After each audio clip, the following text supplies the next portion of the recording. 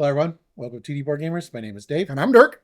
and today we're going to take a look at Dirk's top 5 Aggression events. events. Yep. So, of course, as I'm apt to do, five doesn't mean five to me. So I'm going to start with I'm going to start with an honorable mention here.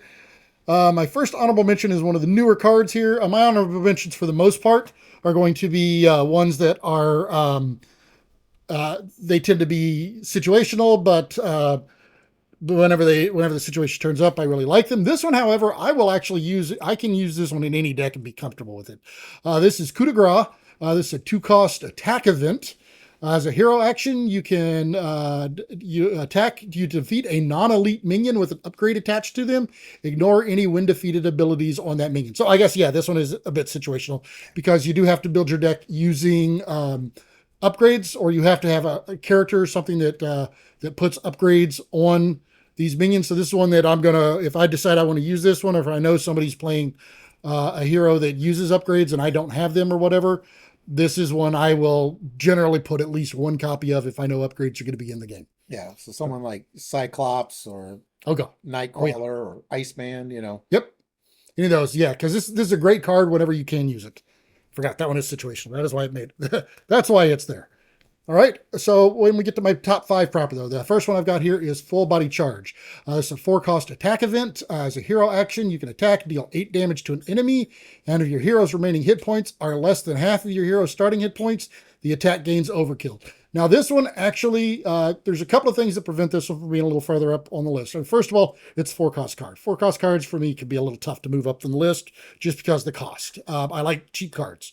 But I do like what this one does, but the other drawback is you do have to be at less than half the hit points to get the overkill, and a lot of times I'm trying not to do that. So depending on what character I'm doing, that one could move further up on the list if I'm planning on taking a lot, but for me, normally I'm putting this one in just because of the 8 damage. Well, this is great in a Yes. Wolverine deck. Oh yeah, Wolverine is phenomenal with this. Anybody that comes with piercing, it's great. Well, no, but I meant the fact that you can, with the claws, Oh, you can yeah, take yeah. damage, so that can help. Oh yeah, you got to take 4 damage though for that. Yeah. So still. All right, so the next one I've got here is Plan of Attack. So I go from one of the most expensive to the cheapest one I can go with. Plan of Attack here is a 0-cost tactic event. As an action, you're going to search the top 4 cards of your deck, 7 instead if you're in alter ego form. And for an attack event, you're going to search for an attack event, add that card to your hand, and shuffle your deck. So this one, generally, I'm going to try to actually, if I can, I'm going to try to use this one as I'm going down. Of course, if it's in my hand and I'm up and I don't plan on going down, I'll use it anyways because the 4 cards is still nice, but the more cards you can look through, the better. But I've liked this card since it first came out. And I think I might have actually started using it more recently, though, even though it's been around for a while. But I've always used it, but I've used it more and more lately, I think, because I do like that ability to be able to shift through and get a card when you need it. Well, and we also have a couple heroes, the newer heroes that you can flip in the middle of the turn and then flip back. So that's phenomenal. Like Hulkling with impersonation, or Hercules after he completes a labor. Yep. That would be a good card. All right, so then my number 3 is another 0-cost event. This one's Spoiling for a Fight. Now, there's a couple of them that do something similar. This one, you discard cards from the top of the encounter deck until you discard a minion, and you're going to put that minion in play engage with you. So we've got a few cards to do that one. But this one makes it on the list because of what you get for it is you get to ready your hero. And generally, if I'm playing somebody who's looking for minions, you're probably trying to use your basics for them. So I do love the fact that you can do this and you can ready yourself. So you could have either defended or taken another action already, and you get that free ready. So I do love this card for that particular. It's the only one of these minion searchers that made my top 5 specifically because of that ability. Although those probably all sit right outside of my top 5, even the ones that didn't make it. Because whenever I've got somebody who's looking for minions, I love those cards. All right, my number 2 is Firepowered. This is definitely one of the newer cards, but I have embraced this card since it first came out. Absolutely love this card. It is a 1-cost attack event. As a hero action, you're going to exhaust up to 3 weapons. So this one's situational, but it still made number 2 for me. But you're going to exhaust up to 3 weapon upgrades you control, and for each upgrade exhausted this way, you're going to choose an enemy and deal 3 damage to it with ranged. So You can do it all to one enemy, or you can spread it out between different enemies. So that is phenomenal.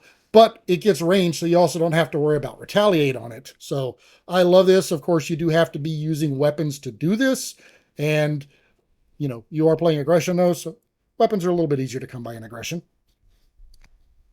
All right, and my number one, also situational, but this is probably my favorite of the card. I don't care that it's situational. I'm still going to try to find every opportunity I can to put this in a deck. Dive Bomb. And yes, it is a 4 cost that makes my number one slot. It's an aerial attack event. You do have to be aerial to play it, but it deals 7 damage to an enemy, and you're going to deal 1 damage to each other enemy. And if you've got this one out in conjunction with, oh Lord, I'm blanking on what that card's called. What's that card called now, Dave? You got to help me out with this. If only you had a technique That doesn't help. that you could hone. Oh, these hone skills. technique. Yes, I know the card. I love the card, but I can never remember what it's called. Hone technique. With this, you're dealing 11 damage to an enemy, and then you're dealing 5 damage to each other enemy. So this one is phenomenal with hone technique.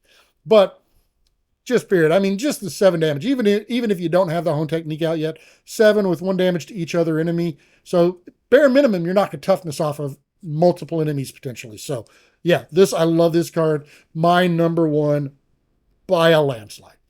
All right. So that was Dirk's top 5 Plus, aggression events. yep, those are my aggression events. So we're continuing Dirk's journey on the top 5s. So thank you for watching, everyone. Please like and subscribe. And if you want to see more content by us that's not shaking all around like the camera is right now, go ahead and, well, it probably is if I'm in the game. But go ahead and hit that notification bell down there, and you'll get alerts whenever we post new videos. All right, see you.